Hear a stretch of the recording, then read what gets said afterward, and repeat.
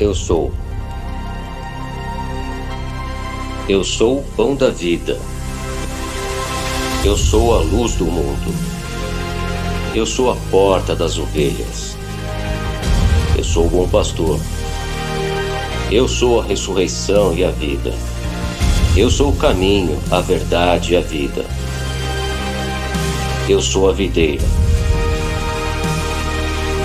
Prazer, eu sou Jesus. Convido a igreja a abrir a palavra de Deus no Evangelho de João, capítulo 10.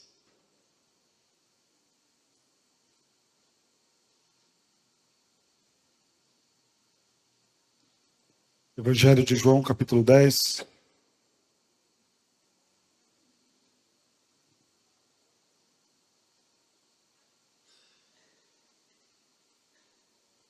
Nós faremos a leitura do verso 11 ao verso 18.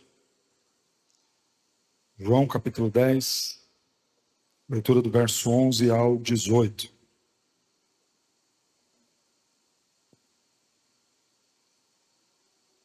Diz assim a palavra de Deus. Eu sou o bom pastor dá a vida pelas ovelhas. O mercenário que não é pastor, a quem não pertencem as ovelhas, vê vir o lobo, abandona as ovelhas e foge. Então o lobo as arrebata e dispersa. O mercenário foge porque é mercenário e não tem cuidado com as ovelhas. Eu sou o bom pastor, conheço as minhas ovelhas e elas me conhecem a mim. Assim como o Pai me conhece a mim, eu conheço o Pai e dou a minha vida pelas ovelhas. Ainda tenho outras ovelhas não deste aprisco. A mim me convém conduzi-las. Elas ouvirão a minha voz. Então haverá um rebanho e um pastor. Por isso, o Pai me ama, porque dou a minha vida para a reassumir. Ninguém a tira de mim. Pelo contrário, eu espontaneamente a dou. Tenho autoridade para a entregar e também para reavê-la. Este mandato recebi de meu Pai. Oremos mais uma vez. Senhor, nós temos conhecido e aprendido mais sobre Cristo Jesus, o Verbo que se fez carne. E hoje, ó Deus, estamos diante de mais um momento em que o Senhor se apresenta a nós. E o meu pedido é que, para as ovelhas que aqui estão, aquelas que já foram alcançadas pelo bom pastor, que o Senhor as faça lembrar de todo o cuidado, carinho, sustento que o bom pastor tem para com elas. E aqueles, ó Deus, ovelhas tuas que ainda estão perdidos, eleitos do Senhor, que pertencem ao aprisco, mas estão distantes do bom pastor. Que o Senhor as chame pelo nome, que elas ouçam a tua voz e sigam o pastor. Que seja uma manhã de salvação, de conversão, que seja um momento de edificação, de conforto, consolo, esperança aos corações de ovelhas desanimadas. Que assim seja para a glória do Senhor. Em nome de Cristo Jesus. Amém. Imagine alguém cego.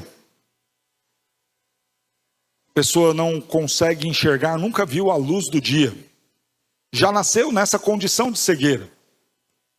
Essa pessoa solta, sem alguém para lhe pegar pela mão e conduzir em alguma direção, certamente estará perdida.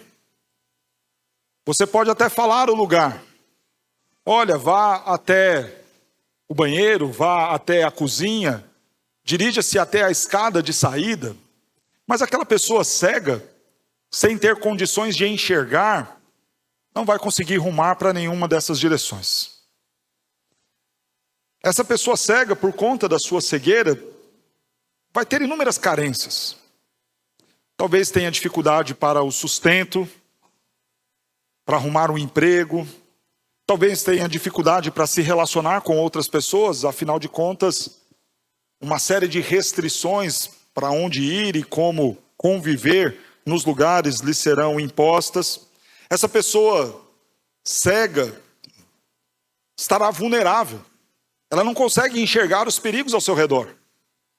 De repente, então, alguém pode atacá-lo, vir em sua direção e, por conta da sua cegueira, não conseguir se defender. Esta pessoa cega, em muitas ocasiões, também se verá impotente de fazer muita coisa, afinal de contas, há uma grande limitação que lhe impede de defender-se. Curioso porque falar da cegueira e introduzir o sermão falando da cegueira é se valer da mesma introdução que o Senhor Jesus fez para falar sobre ovelha e pastor. O Senhor Jesus havia curado um homem cego de nascença.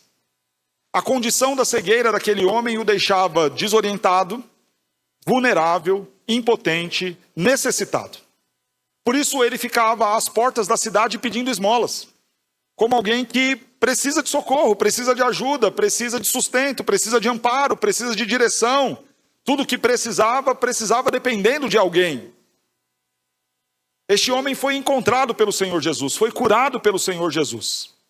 E foi levado até os fariseus. Os fariseus o interrogam. Perguntam, quem você acha que fez isso?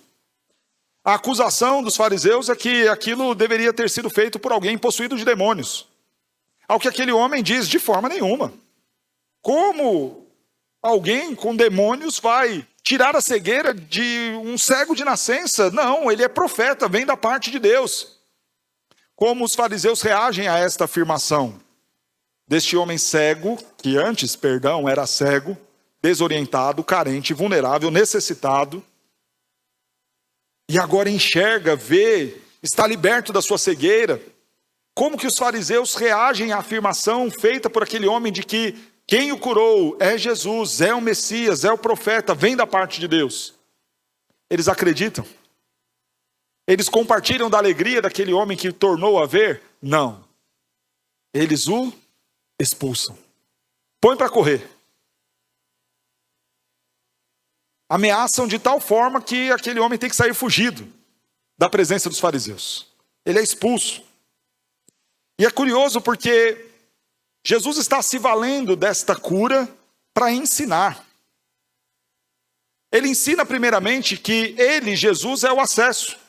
Quando todas as portas eram fechadas para aquele homem, inclusive esta de lhe pôr para fora, tirar da presença do restante do povo, Jesus é o acesso que conduz o homem à salvação, ao perdão, ao sustento, à alegria, à liberdade, ao próprio Deus.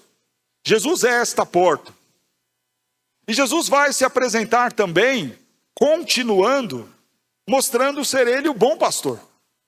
Para esta ovelha cega, desorientada, necessitada, vulnerável, os mercenários fariseus o rejeitaram. Mas Jesus foi de encontro a ele. Deu a vida por ele. Amparou, cuidou, sustentou aquele cego. É muito curioso porque quando você começa a ler a história desse cego, os discípulos perguntam, Senhor, quem pecou?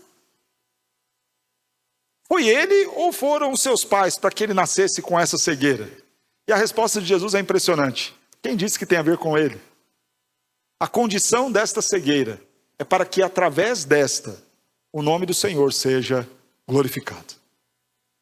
E me parece que esta glória vem.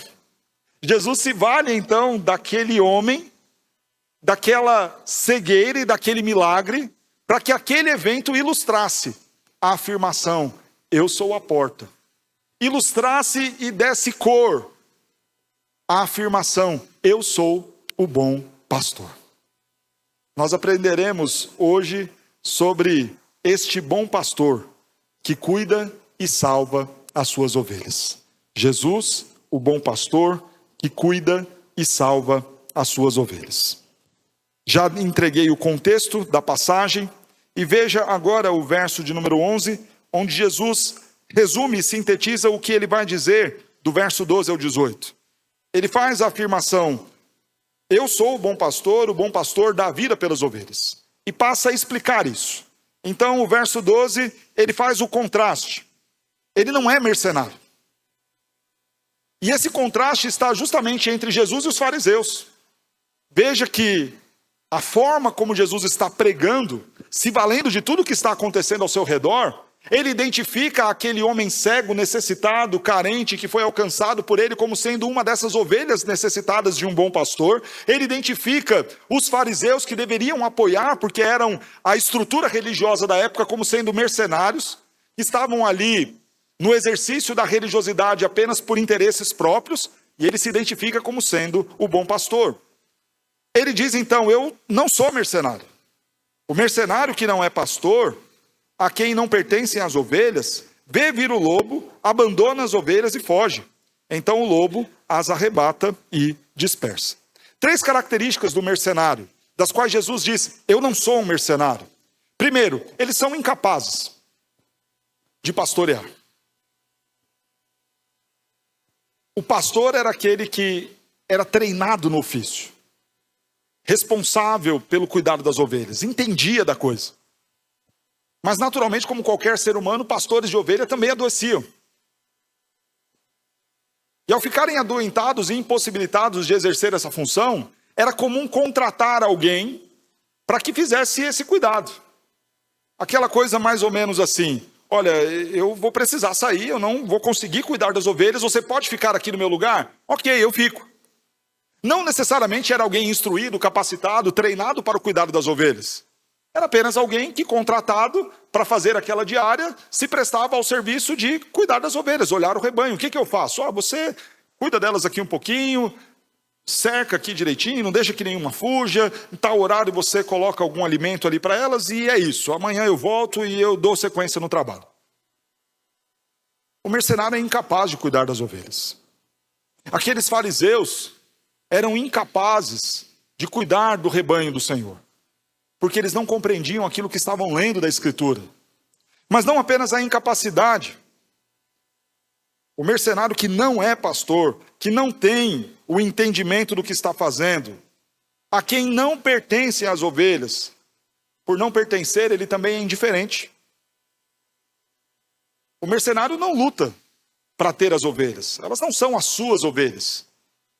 Eles estão ali cuidando do que é dos outros. Logo, a indiferença.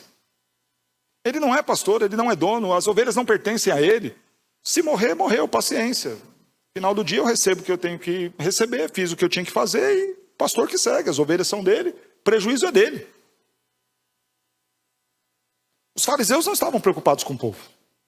Era só mais um a mendigar o pão na porta da cidade. Era só mais um cego necessitado, alguém com alguma deficiência ou necessidade especial. Era só mais um. As ovelhas não pertenciam a eles. Mas o mercenário também é indisposto.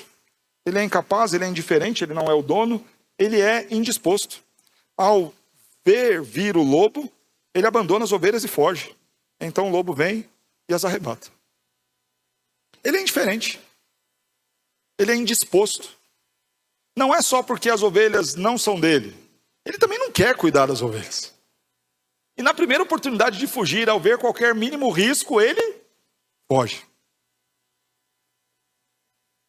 Os fariseus não queriam ter contato com o povo. Lembra-se daquele jantar do Senhor Jesus, onde uma mulher pecadora da cidade entra ali, e aqueles homens meio que olham, repreendendo, como que não querendo que ali ela estivesse. Ao ver chegar o problema, querem logo se livrar daquilo. Essa é a condição do fariseu. Essa é a condição do mercenário. Essa é a condição da qual Jesus estava apresentando, dizendo, eu não sou isso. Mas então quem é o Senhor Jesus se ele não é um mercenário? Ele é o bom pastor, que cuida e dá vida. Vejamos então essa primeira afirmação de Jesus sobre o que é ser o bom pastor. Ele é o pastor que cuida das suas ovelhas. Então o verso de número 14 vai nos dizer, eu sou o bom pastor, conheço as minhas ovelhas e elas me conhecem a mim. Assim como o Pai me conhece a mim, e eu conheço o Pai, e dou a minha vida pelas ovelhas. Jesus usa essa expressão de conhecer as ovelhas. E é muito belo nós imaginarmos que o Deus, Criador dos céus e da terra, nos conhece. Observe que não está escrito, eu conheço o rebanho, numa ideia da coletividade. Eu conheço, na particularidade, cada uma das minhas ovelhas. Eu as chamo pelo nome. Eu sei quem elas são. E aí, para entendermos a profundidade deste relacionamento e conhecimento, Jesus fala, isso é da mesma maneira que eu conheço o Pai e o Pai conhece a mim. Há alguma dúvida de que o Pai conhece e reconhece o Filho amado em quem ele tem prazer? Claro que não. O Pai conhece o Filho, conhece a Cristo. Há alguma dúvida de que o Filho conheça o Pai? Ou não tenha total intimidade com o Pai? Não restam dúvidas sobre isso. Pois bem, tal qual o Pai conhece o Filho e o Filho conhece o Pai, eu conheço vocês. É muito curioso porque Cecília, minha filha, tem uma limitação do autismo e isso interfere diretamente na relação social dela. Ela tem dificuldades para interagir. Mas quando ela ouve a voz da mãe ou ouve a voz do pai, a interação é imediata. O que Jesus está dizendo é que ele conhece você numa intimidade tal que ele sabe. Igual quando a gente vê presbítero Vitor ou presbítero Aldenir com os gêmeos, eu nunca sei dizer qual que é qual. Mas o pai conhece o filho e sabe. E distingue, às vezes, pela voz. O pai conhece o filho. O filho reconhece o pai. E Jesus está dizendo que nos conhece como pastor das ovelhas, não de forma similar. Eu tenho um rebanho lá. Eu tenho um agrupamento de gente, um ajuntamento de povo. Não, eu conheço vocês individualmente. E há uma beleza nisso que é muito bem traduzida no Salmo 113, versos 5 e 6, que nos diz assim: quem há semelhante ao Senhor nosso Deus, cujo trono está nas alturas, que se inclina para ver o que se passa no céu e sobre a terra. Mesmo sendo esse Deus tão grandioso, ele se inclina para ver e conhecer cada um de nós e ver aquilo que se passa conosco, na nossa casa, no nosso quarto, no nosso coração. Ele é o bom pastor que nos conhece, sabe exatamente as nossas necessidades, os nossos medos, os nossos anseios, as coisas que nos trazem arrepio, que nos deixam ansiosos. O Senhor conhece. Ele não conhece apenas a igreja, ele conhece o Jonatas, ele conhece cada um daqueles que aqui estão sentados. E por isso ele cuida. Agora vamos entender deste cuidado? Veja o Salmo 23, que foi lido em nossa liturgia.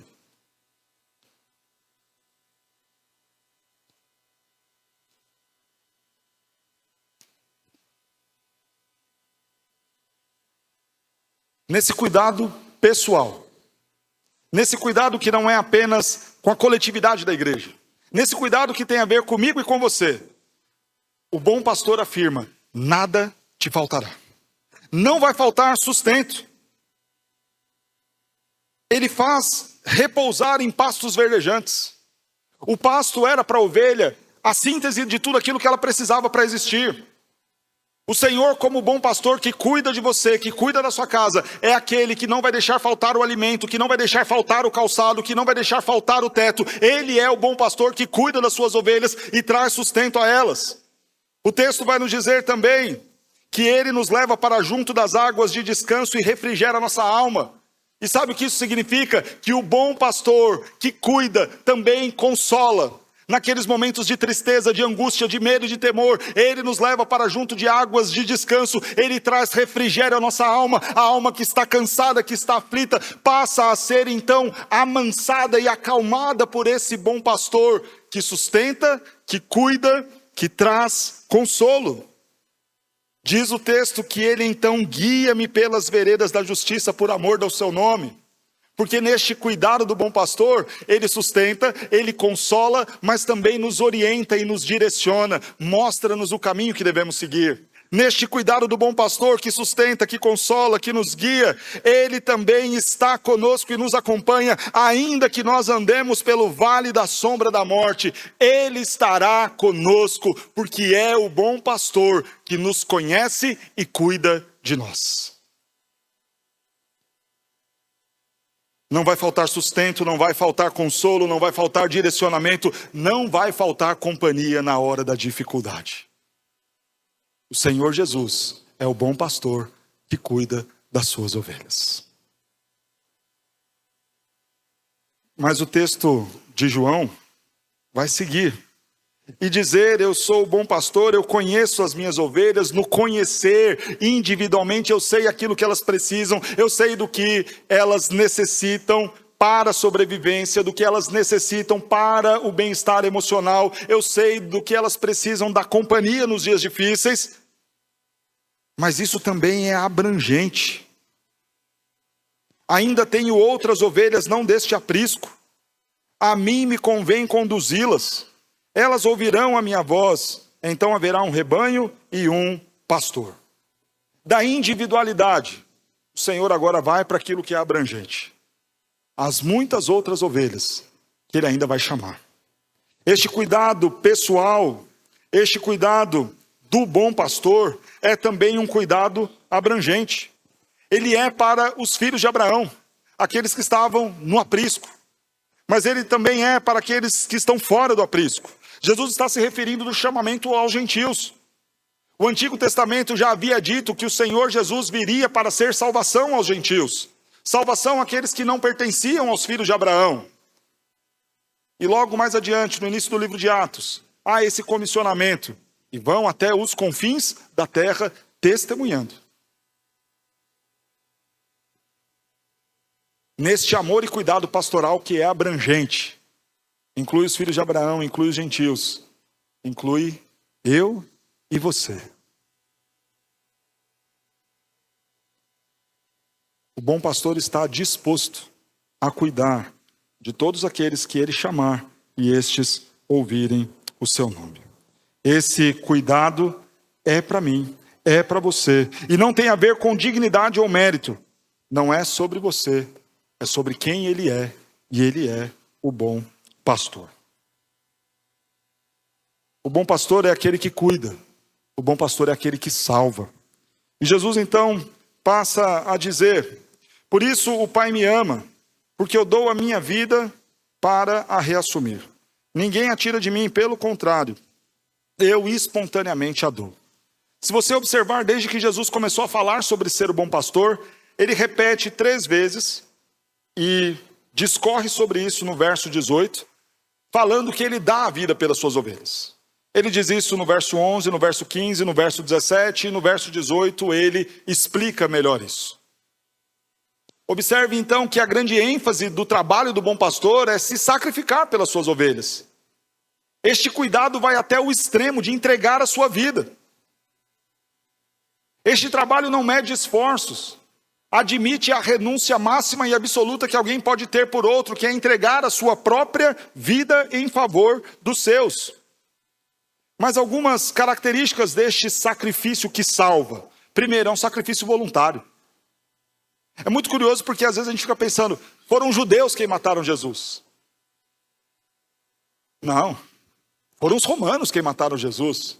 Afinal de contas, a crucificação era um ato de punição romana. Não, foram as autoridades do Sinédrio. Ninguém tirou a vida de Jesus. Ele a deu voluntariamente. E nos diz isso. Verso de número 18, ninguém a tira de mim, pelo contrário, eu espontaneamente a dou. Tenho autoridade para entregar e também para reavê-la. O sacrifício do Senhor Jesus foi um sacrifício voluntário. Foi o desejo dele vir para nos salvar. E é muito importante você entender que não é porque você é o centro da vontade de Deus, ao ponto dele te ver, não conseguir resistir a você e fazer algo por você. Isso tem a ver com o caráter dele. Isso tem a ver com quem ele é. Ele quis se pôr nesta condição para salvar o perdido. Este sacrifício também é suficiente, poderosamente eficaz. Ele tem autoridade para entregar a sua vida e também reassumi-la. Aquele que tem autoridade para fazer isso em relação à vida e à morte, tem no seu sangue eficácia para salvar o pior dos perdidos. O mesmo poder que ressuscitou Jesus dentre os mortos. O mesmo poder e autoridade que dá a Jesus a condição de entregar-se e reassumir a vida. É aquele que pode transformar o coração mais duro. Trazer de volta aquele que se desviou para um caminho mais torto. É o poder do sangue de Cristo Jesus. Que restaura casamentos, que converte o coração dos filhos, que liberta das drogas, que liberta dos vícios. Que alcança aquele que se entregou à miséria e profundidade, ao fundo do poço, daquilo que o pecado pode fazer com alguém. Ele é poderoso e tem autoridade sobre isso.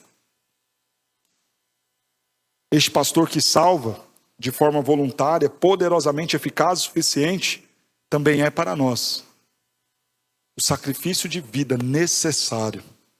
Este mandato eu recebi do meu Pai. O Pai enxerga aquilo que os homens fizeram. O pecado de Adão.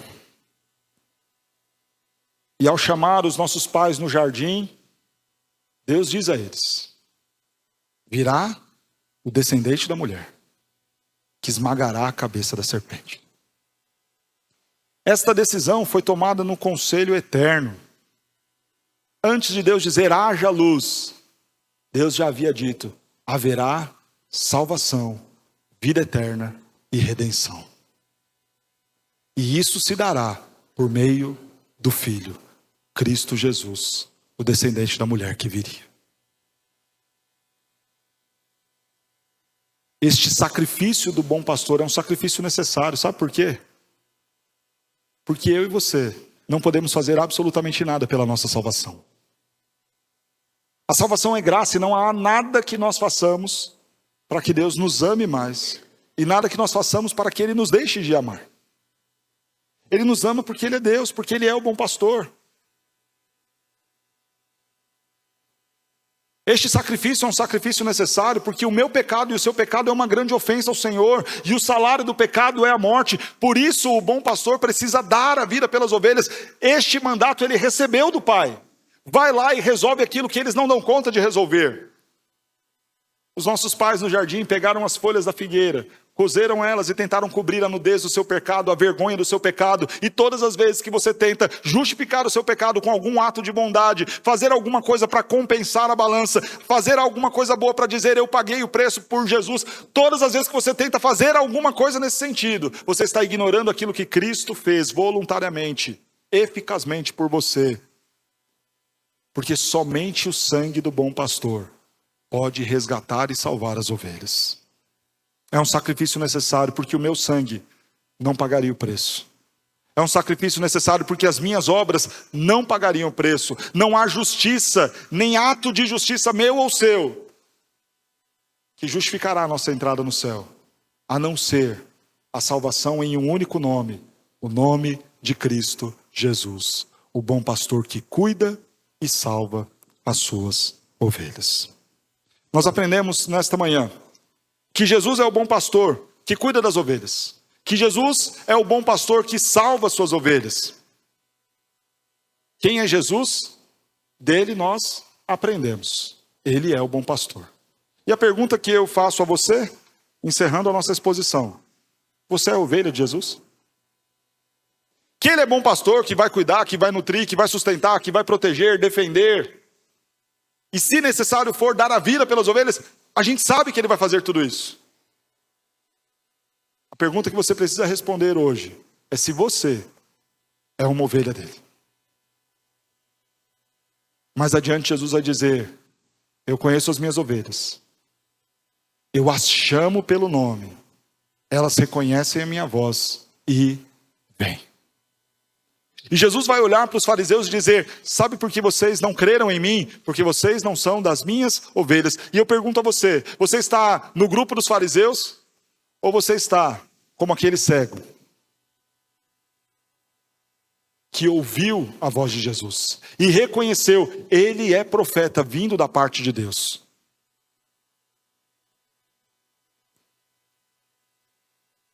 Na sua cegueira, na cegueira do pecado, sem Cristo, nós estamos desorientados, vulneráveis, fragilizados, carentes, necessitados. Mas o bom pastor nos chama. O bom pastor nos convida a fazer parte do seu rebanho, a estar no seu aprisco, a receber os seus cuidados, a buscar vida em seu nome. E mais uma vez eu te pergunto, você é ovelha desse pastor? Se você é ovelha desse pastor, você está se alimentando dele e da sua palavra? Se você é ovelha desse pastor, você está andando nos caminhos do qual ele tem te mostrado e te direcionado? Se você é ovelha desse pastor, você está sendo consolado por ele, buscando refrigério nele? Se a resposta for não, então você não é ovelha. E se você não é ovelha, Cristo não deu a vida por você. Mas se você se vê como ovelha de Cristo, se você atendeu ao chamado do bom pastor, há ainda muitas outras ovelhas fora do aprisco. Disse o Senhor Jesus, convém a mim salvá-las. E como ele o faz? Jesus o faz através da igreja, pregando o evangelho, para que outras ovelhas ouçam a voz do pastor e o sigam. Se você ainda não se rendeu a Cristo Jesus como pastor da sua vida, da sua alma, faça isso hoje. E se você já fez este compromisso de pertencimento a Cristo, o bom pastor, anuncie a tantas outras pessoas e fale deste bom pastor, para que as ovelhas que estão aí perdidas possam vir, ouvir a voz do pastor, receber o cuidado e a salvação dele. Vamos ficar de pé. Nós vamos cantar sobre este amor do bom pastor, que cuida, salva, que alcança o perdido, por pior que seja este, que alcança o perdido, ainda que este esteja no poço mais fundo, no buraco mais terrível que o pecado tenha lhe jogado. Este bom pastor dá a vida pelas ovelhas. Salva e deseja salvar aqueles que ouvirem a sua voz. Graças damos ao Senhor que enviou o seu Filho Cristo Jesus, o nosso bom pastor.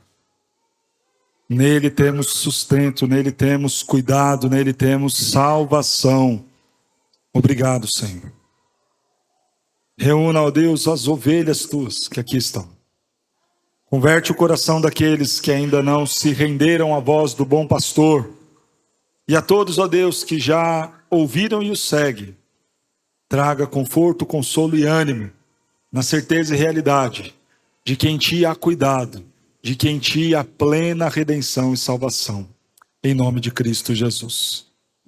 Que a graça e a paz de nosso Senhor e Salvador Jesus Cristo, que o amor de Deus o Pai e as ternas consolações do Santo Espírito estejam sobre a igreja do Senhor hoje e para todos sempre. Amém.